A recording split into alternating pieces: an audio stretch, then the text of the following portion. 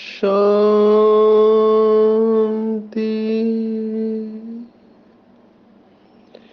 आज 11 अक्टूबर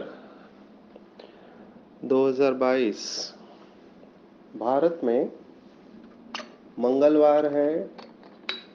today is 11th October 2022 and it's Tuesday in Bharat. आज की मुरली का जादुई रहस्य स्वयं को प्रेरणा देने के लिए magical secrets of today's murli for motivating the self. हर मुरली की सुंदरता हम रोज देख रहे हैं। रोज बाबा के बच्चे पूरे देश विदेश से फीडबैक दे रहे हैं, अपना अपना अनुभव शेयर कर रहे हैं। मुझे लगता है अगर ये अनुभव की किताब बन जाए तो कितने लोगों को मोटिवेशन मिल सकता है, कितने लोगों को प्रेरणा मिल सकती है, उनका जीवन बदल सकता है। हर सेंटर पर मैं जाता हूँ तो मैं भाई बहनों के अनुभव सुन के दंग रह जाता हूँ कि कमाल है इन बाबा के बच्चों का, और बाबा का कैसे चमत्कार करा रहे हैं और कितने गुप्त चल रहे हैं। अभी ड्रामा प्लान अनुसार देख रहे हैं कि परसों हम सिक्किम में थे, कल पश्चिम बंगाल में थे, आज आसाम में है, गुवाहाटी में, और कल हम अरुणाचल प्रदेश। तो 4 दिन में 4 स्टेट बाबा सेवा के लिए भेज रहा है और हर स्टेट के हर सेंटर के बाबा के बच्चों का अनुभव सुनकर मैं सचमुच में दंग रह जाता हूँ। क्या कमाल है बाबा की और क्या सुंदर अनुभव है। पर इन सब की जड़ में मैं देखता हूँ कि जिनको भी अनुभव होते हैं और जो भी श्रेष्ठ पुरुषार्थ कर रहे हैं उसका आधार क्या है। और यही बात आज की साकार मुरली में आई है कि किसके आधार पर आप अपना श्रेष्ठ या उच्च भाग्य बना सकते हो। तो वो आधार है, हमने बहुत बार शब्द सुना है लेकिन उसको गहराई से महसूस करना है, निश्चय। भक्ति मार्ग का शब्द है श्रद्धा, ज्ञान मार्ग का शब्द है निश्चय। श्रद्धा हमेशा अंधी होती है, इसलिए उसको अंधश्रद्धा कहते हैं, क्योंकि अनुभव नहीं है पर भावना है। बाबा ने हमेशा मुरली में कहा है कि भक्ति में भावना होती है और भावना का भी भाड़ा मिलता है, ऐसे नहीं कि नहीं मिलता है। लेकिन बाबा का शब्द है भावना के भुगरे माना चने मिलता है।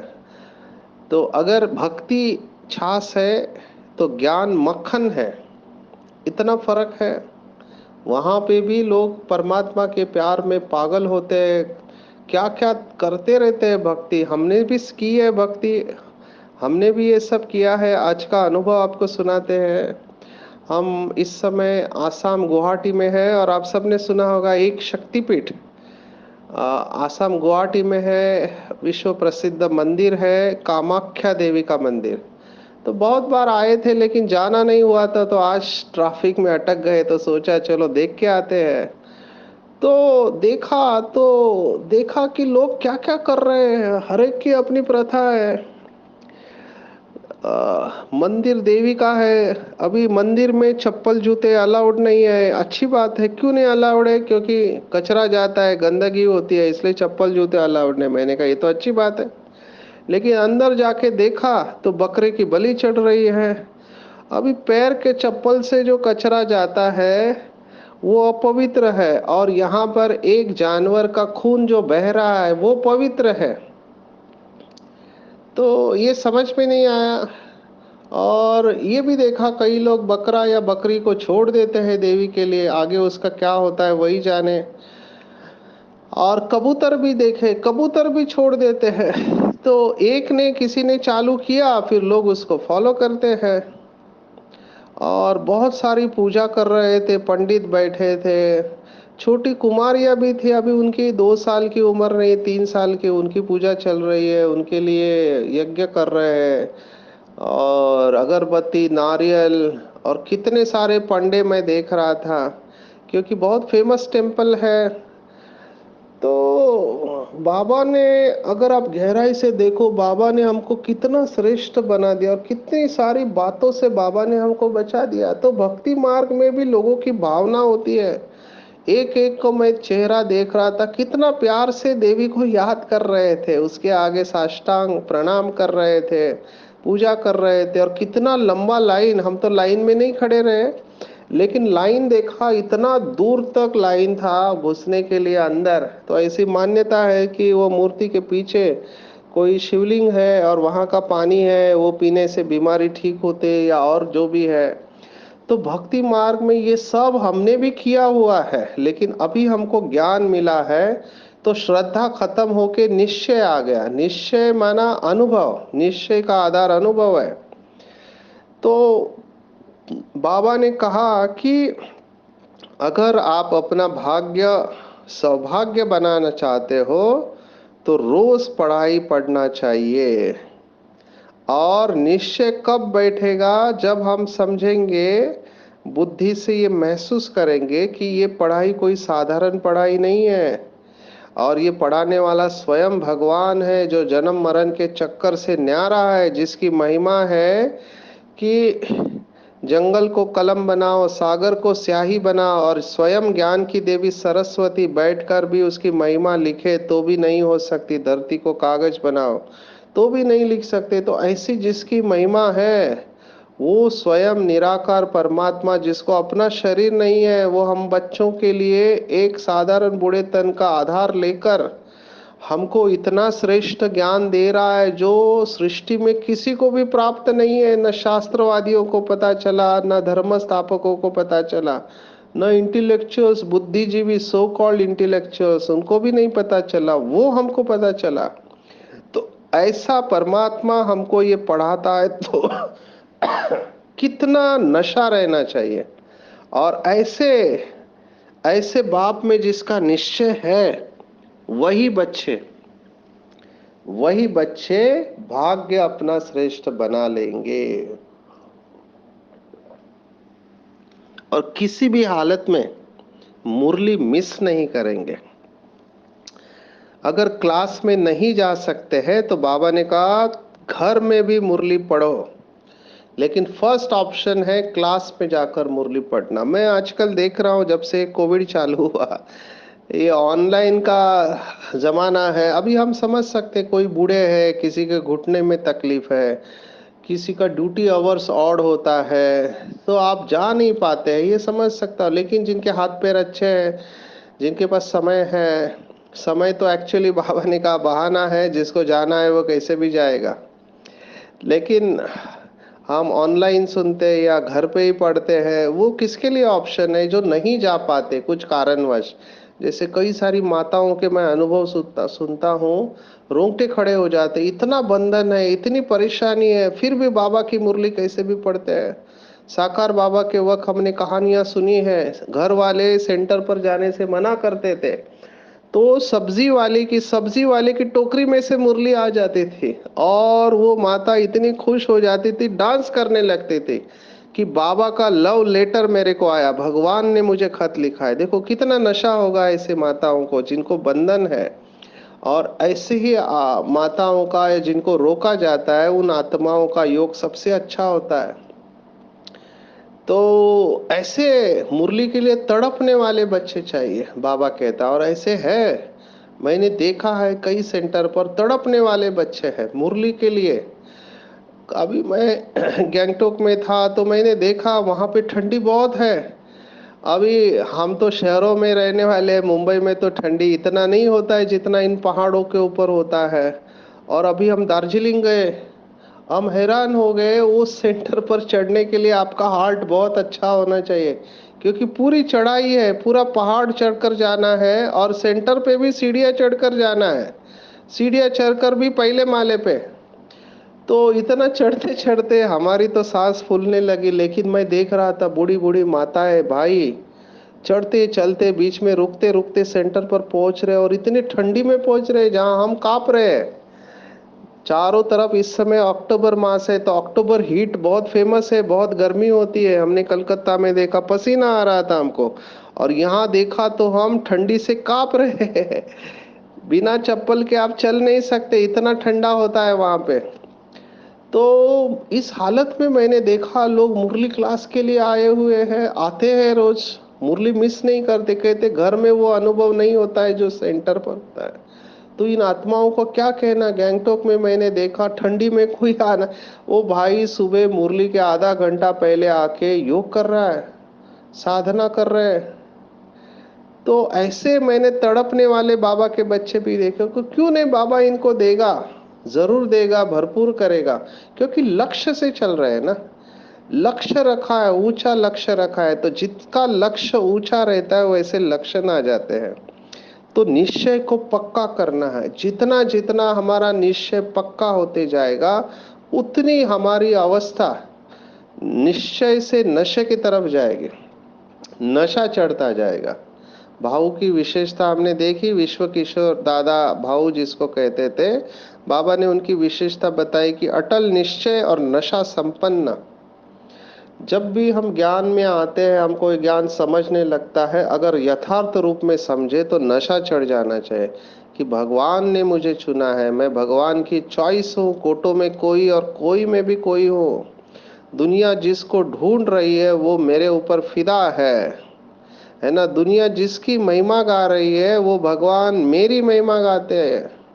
जिस नाम मान शान के लिए लोग तड़प रहे हैं, स्वयं भगवान मुझे नाम मान शान दे रहा है। अब मुझे और क्या चाहिए, बस मुझे अब कुछ नहीं चाहिए, बस बाबा की याद में मेरे को रहना। ऐसा जिसको नशा चढ़ जाएगा उसकी अवस्था क्या हो सकती है आप सोचो।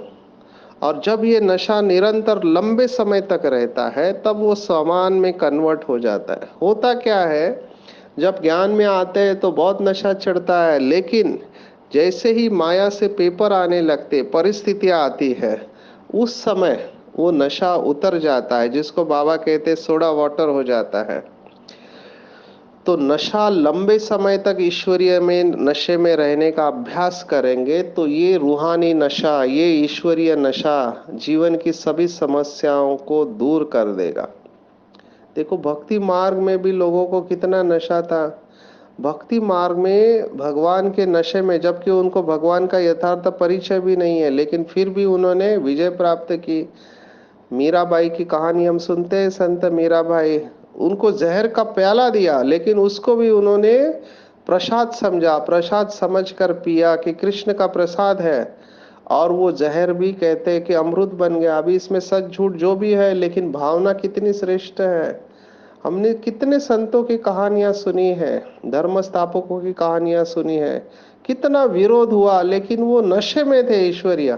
अगर भक्त ईश्वरीय नशे के बिना ज्ञान के आधार पर इतना कर सकते हैं अनुभव, तो हम जिन्होंने इस भगवान को पहचाना है, बाबा को पहचाना है, तो हम क्यों नहीं कर सकते, हम भी जरूर कर सकते हैं। तो जितना ये ईश्वरीय नशा और निश्चय चढ़ेगा उतना हम आगे बढ़ते जाएंगे। बाबा ने कहा आज कि आप रूहानी ब्राह्मण आपस में बहुत प्यार से मिलने चाहिए, बहुत प्यार होना चाहिए। और बाबा ने मुरली में कहा कि ये आखिरी पेपर है। शास्त्रों में बताया कि अंतिम समय में श्री कृष्ण ने रास रची, जिसको महारास कहते हैं।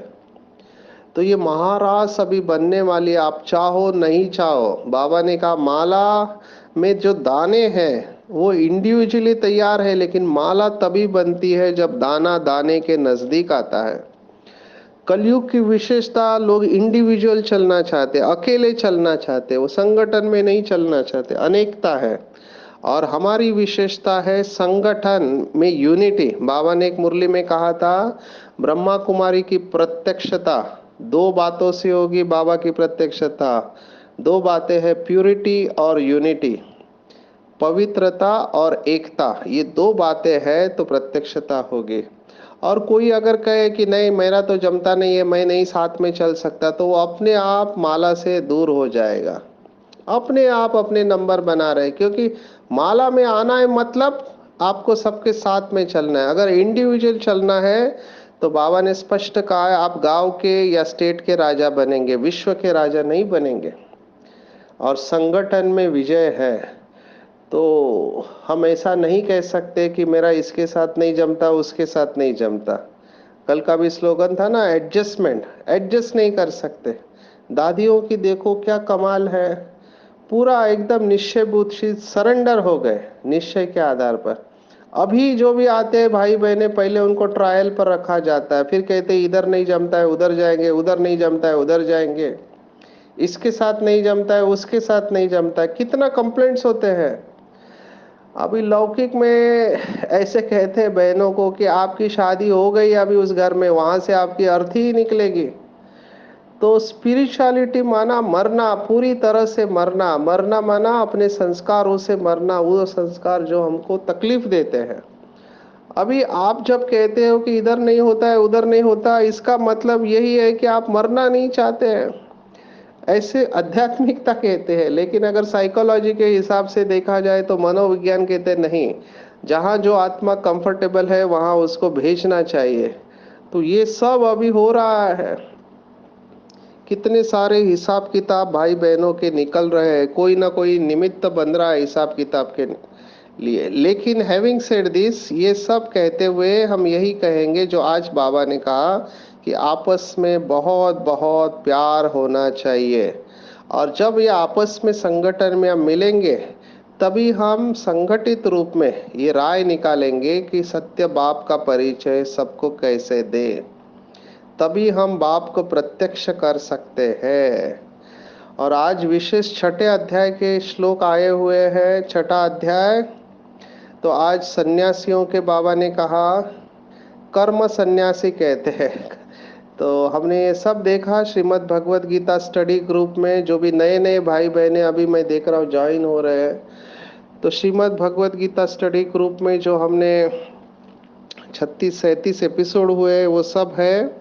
तो उसमें छठे अध्याय में हमने देखा, पहला ही श्लोक है अनाश्रितम कर्म फलम, ये पहला श्लोक है। उसमें आता है निराग्निर्न चाक्रिया, माना जो अग्नि नहीं जलाता वो सन्यासी है। क्योंकि सन्यासी गृहस्थियों से लेते हैं भीख मांगकर। आप सबने अगर शंकराचार्य का मूवी देखा है तो उसमें बताया है कि पहले नियम ऐसा था, केवल 5 घर में भिक्षा मांगेंगे और कहते थे ओम भवती भिक्षाम देहि, और उसमें से जो मिलेगा उसको, नहीं मिला तो खत्म, उस दिन नहीं खाना है खाना। इतने कड़े होते थे। आजकल तो सन्यासी बंगलों में रहते, गाड़ी में घूमते हैं, लेकिन फिर भी उस वक्त कर्म सन्यासी कहलाते थे। तो बाबा ने कहा कर्म का सन्यास तो हो ही नहीं सकता है। ये सब हमने भगवत गीता में देखा है, क्योंकि सांस लेना भी कर्म है, सोचना भी कर्म है, उसके बिगड़ तो रह नहीं सकते। तो अग्नि नहीं जलाना उसको योगी नहीं कहते, ऐसे भगवत गीता कहते हैं। योगी बहुत ऊंची अवस्था है, लेकिन वो सन्यासी पवित्र रहते हैं। बाबा ने कहा देखो, इसलिए उनकी इतनी महिमा है। केवल पवित्र रहते, भले जन्म उनको अपवित्रता से होता, लेकिन है तो पवित्र, और उनकी कितनी महिमा होते, लोग उनके पैर छूते हैं। लेकिन हमारा तो कितना श्रेष्ठ भाग्य है ना। हम भगवान के द्वारा पवित्र बनते, ज्ञान के आधार पर पवित्र बनते हैं। तो बाबा ने कहा कि बुद्धि में ये बैठाना अच्छी तरह से। बाबा रजिस्टर देखते हैं हमारा कि इसका निश्चय कितना पक्का है। बाबा कितने पेपर्स लेते थे साकार की, आपको कितनी कहानियां मैं सुना सकता हूँ। ये सब दादियों को बाबा ने इतना पेपर लेके पक्का किया है। एक दिन बाबा ने कहा दादियों को कि ये दीवार जो है आज रात को गिरने वाली है 12 बजे। तो सभी दादियां राह देख रहे, बाबा ने कहा मना गिरने वाली है, लेकिन वो दीवार गिरी ही नहीं। तो बाबा को पूछा इन्होंने कि दादा अपने बाबा आपने तो कहा था कि ये दीवार गिरेगी। तो बाबा ने कहा कि दीवार गिरेगी ये कहने का तुम्हारा पेपर था, देखना चाहते थे दीवार नहीं गिरेगी, ये ड्रामा में नून था और मेरा बोलना भी ड्रामा में नून था। ऐसे ऐसे बाबा कड़े पेपर लेते थे दादियों के, लेकिन दादियों का कभी निश्चय से डगमग नहीं हुए, क्योंकि बाबा उनको तैयार करता था। बहुत सारे ये यज्ञ की हिस्ट्री आपको पढ़नी चाहिए, सुननी चाहिए कि कैसे बाबा ने दादियों को पक्का किया है। तो ये बहुत इंटरेस्टिंग बातें हैं। तो बाबा कहता है कि बच्चे 8-10 दिन भी कोई नहीं आते हैं, नहीं लिखते, तो चेक करना चाहिए कि वो मुरली पढ़ता है या नहीं पढ़ता है। अभी हम जाते हैं सब जगह पे, तो कई लोग कहते हैं हम बहुत बिजी रहते हैं, हमको टाइम नहीं मिलता है, बिजनेस में बिजी रहते हैं, इसलिए सेंटर पर आ नहीं पाते हैं। घर पे जब टाइम मिलता है तो पढ़ते हैं, या कभी नहीं भी पढ़ते हैं। तो बाबा ये कह रहा है बच्चे कहाँ पर भी रहो, लेकिन मुरली कभी मिस नहीं करना चाहिए। मैंने दादियों को देखा है, बड़ी बहनों को देखा है, दादी इतनी बीमार हुई है, नाश्ता करने के पहले बोले जब तक ब्राह्मण है ना हम, तो ब्राह्मण जब तक सेवा नहीं करता है तब तक कुछ खाएंगे नहीं, ऐसे पक्का नियम बना हुआ है। कई लोग अपने दिन की शुरुआत बगैर मुरली के करते ही नहीं, उसके बगैर कुछ खाएंगे ही नहीं। कितना पक्का मना, अपने आप को बांध लिया है नियमों में। तो ऐसे अपने आप को नियमों में बांध लेना चाहिए। फिर से मैं आपको अनुभव कहता हूँ कि जो भाई बहनें कहते हैं कि हमारा योग नहीं लगता, वो मुरली को बार बार पढ़े और फिर देखे कितना फर्क पड़ता है। मुरली बहुत शांति से, एकाग्रता से बार बार पढ़ेंगे तो बाबा ने मुरली में कहा है कि 7-8 बार भी आप मुरली पढ़ो तो ब्राह्मणी से भी तेज जा सकते हैं। अभी कितना फास्ट तरीका है, आप देखो। भले घर गृहस्थ में रहते, लेकिन मुरली अगर बार बार पढ़ते हैं तो ब्राह्मणी से भी तेज जा सकते। भगवान वाच है, ये मुरली की जादू है, उसको फील करना चाहिए। तो बाबा ने आज फिर से मुरली को अंडरलाइन किया है, इसको लाइटली नहीं लेना है। मुरली के नोट्स बनाने चाहिए, मुरली के नोट्स बनाने चाहिए। जो पॉइंट आपको अच्छे लगते हैं उसके ऊपर लिखो, उसके ऊपर चिंतन करो। मुझे तो मुरली का एक एक शब्द कहाँ से कहाँ लेके जाता है। लेकिन शॉर्ट में हम समय की सीमा देखते हुए कंट्रोल करते हैं कि ज़्यादा डिटेल में नहीं जाएंगे। जैसे आज की मुरली में छठा अध्याय की बात आई है ना, तो पहला तो हमने श्लोक देखा। दूसरा श्लोक है जो बेसिक श्लोक है, क्रक्स श्लोक है पूरे आध्यात्मिकता का, कि अर्जुन पूछता है, वो भी छठे अध्याय का ही है, 34वां श्लोक, 35वां श्लोक। अर्जुन पूछता है, चंचलम ही मना कृष्ण प्रमाथि बलवद दृढ़म तस्याहम निग्रहम मन्ये वायोरेव दुष्कृतम। माना, हे परमात्मा, ये मन बहुत चंचल है, जबरदस्ती अपने आप से सब बातें कर लेता है। इसको कंट्रोल करना माना वायु को कंट्रोल करने के समान है, माना वायु को कंट्रोल नहीं कर सकते। तब भगवान वाच है, असंशय महाबाहो मनो दुर्निग्रह चलम अभ्यासेन तो कौन्तेय वैराग्येन च गृह्यते। ये आज का वरदान है कि मन मन को कैसे कंट्रोल कर सकते हैं, तो अभ्यास और वैराग्य। जब तक वैराग्य नहीं है तब तक मन को कंट्रोल करना मुश्किल है, मुश्किल है। तो वैराग्य का अभ्यास चाहिए। वैराग माना घर बार छोड़ना नहीं, वैराग माना बाबा ने आज डेफिनेशन दी कि पुरानी दुनिया में संकल्प मात्र भी लगाव नहीं।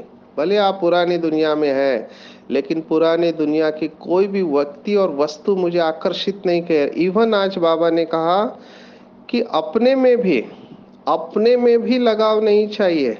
ऐसी जिसकी अवस्था है वही राज ऋषि कहलाएंगे। और उदाहरण जो शास्त्रों में देते हैं, राजा जनक अभी राजा है, लेकिन वो ऋषि तुल्य राजा है, इसलिए राजा जनक को राज ऋषि कहते हैं। और सुखदेव को उसके पास सीखने के लिए भेजा शिष्य बनाकर। तो एक सन्यासी का गुरु एक राजा है, ये बहुत इंटरेस्टिंग है। तो ये कैसे हुआ? क्योंकि वो बेहद का वैरागी था। इसके बारे में कहानियां सुनाती हमारी बहनें, बहुत इंटरेस्टिंग है। कि पहले तो सुखदेव को लगा गलती हो गई पिताजी से, मुझे गलत जगह पे भेजा है। लेकिन राजा ने उसके मन के थॉट पढ़ लिए और उसको बुला लिया, तुम आए हो तो आ जाओ, थोड़ी हम चर्चा करते हैं। फिर उसको पूछा कि तुमने राज्य में क्या क्या देखा, उसने सब सुनाया। फिर उसको वो एक एक्सरसाइज देता है कि तुम दिया लेके घूमो पूरे राज्य में, लेकिन कंडीशन ये है कि वो दिए के अंदर का तेल की एक बूंद भी बाहर गिरनी नहीं चाहिए।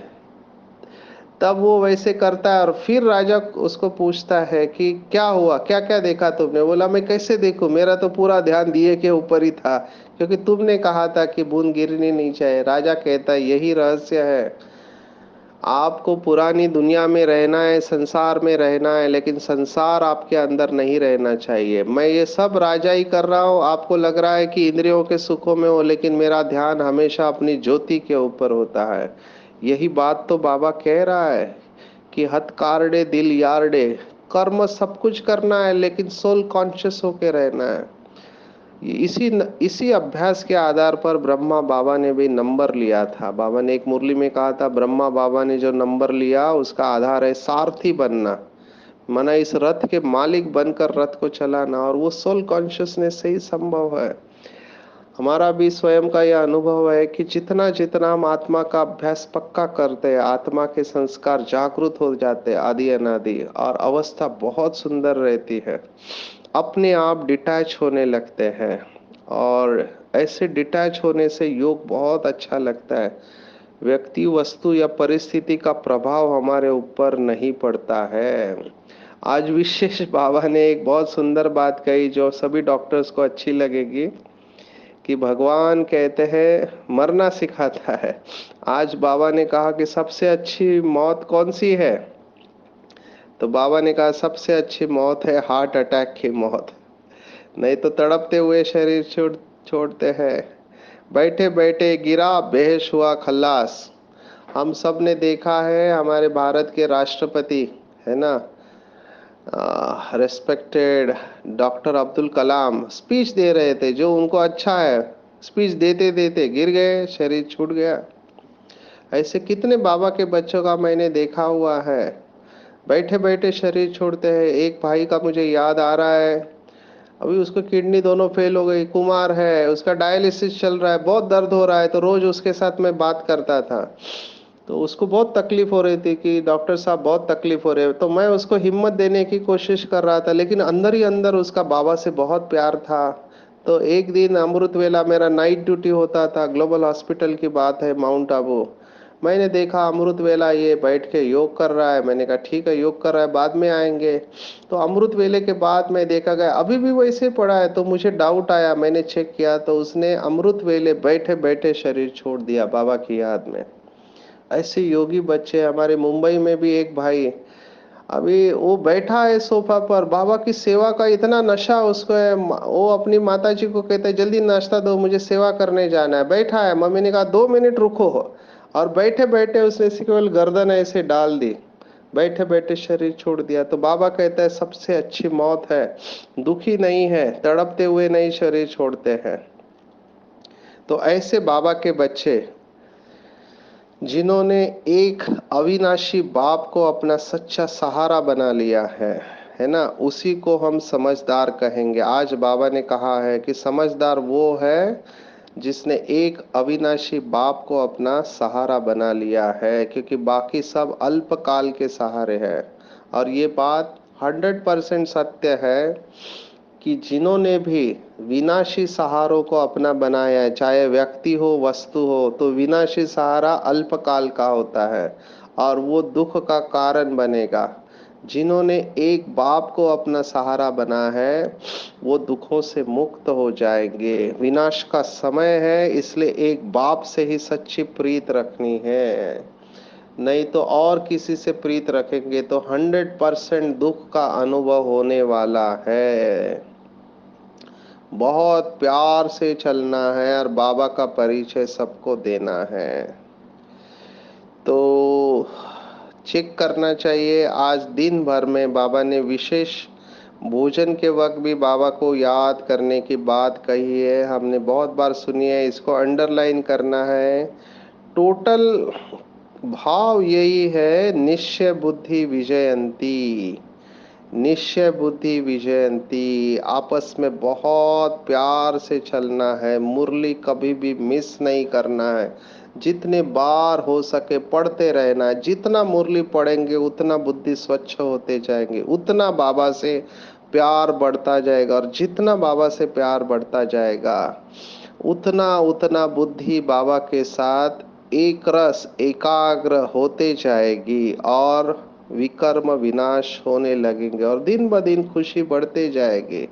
और ऐसे लगेगा कि अब गए कि गए, अब गए कि गए। और जैसे जो उदाहरण सुनाए, बाबा की याद में हम बैठे बैठे खुशी खुशी से शरीर छोड़ेंगे। अच्छा, ओम शांति।